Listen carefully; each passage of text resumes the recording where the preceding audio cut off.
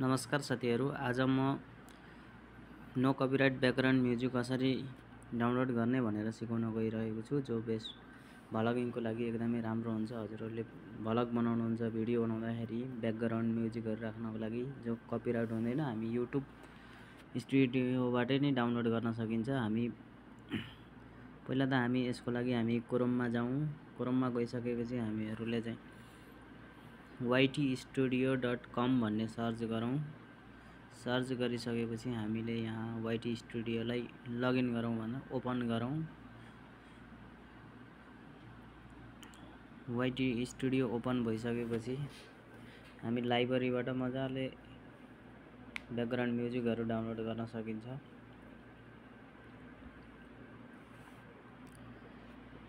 अब म हजुरहरुलाई जुम गरेर देखाउँछु। यहाँ लाइब्रेरी भन्ने छ। हामी यहाँ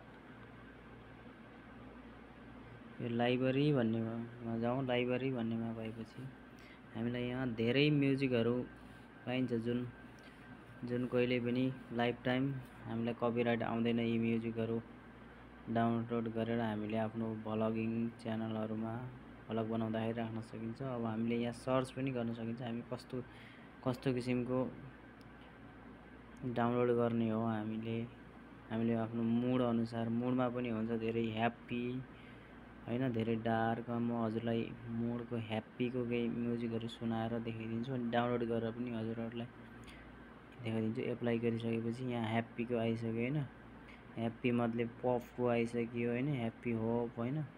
अहिले एउटा म हजुरहरुलाई सुनाएर देखाइदिन्छु। यसको लागि भइसक्यो हैन।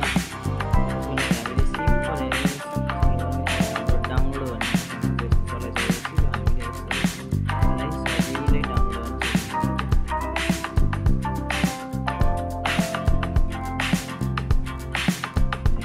धेरै प्रकारका म्युजिकहरु डाउनलोड गर्न सकिन्छ।